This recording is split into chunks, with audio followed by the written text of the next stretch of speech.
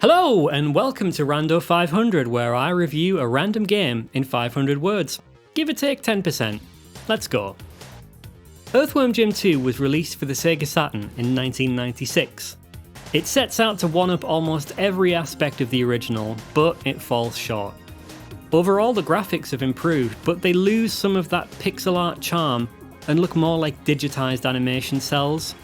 Jim retains his gun and whip, but he's joined by a new sidekick, Snot, who grants him extra abilities.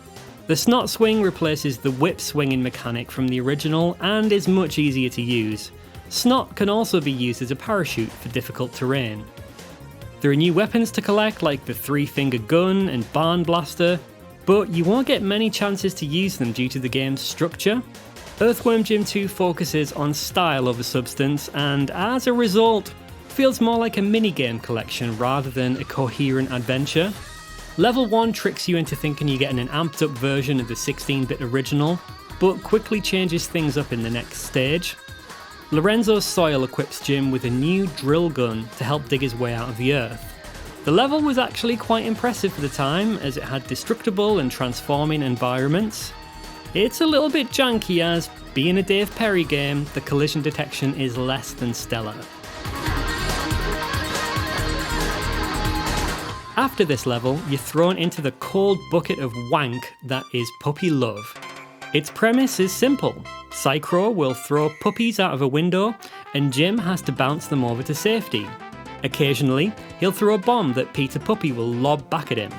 Easy, right? Wrong. The collision detection on the marshmallow is horrendous. The puppy patterns can be impossible to manage, the stage lasts for far too long, and it's repeated 3 times throughout the game. Other than a difficulty hike, there's no difference between each stage. How unbelievably lazy. This should have been a bonus round, not a core level.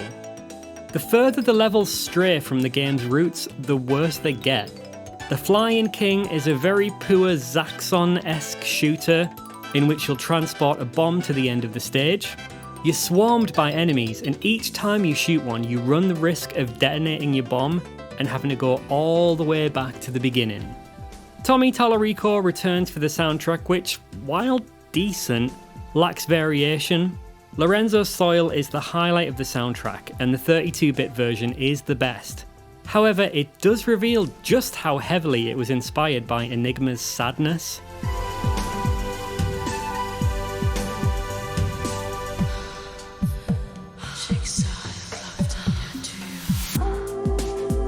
The rest of the soundtrack is quite a letdown, as out of 14 tracks, at least 6 are just classical songs by other composers. It makes me wonder what Tommy was actually paid to do.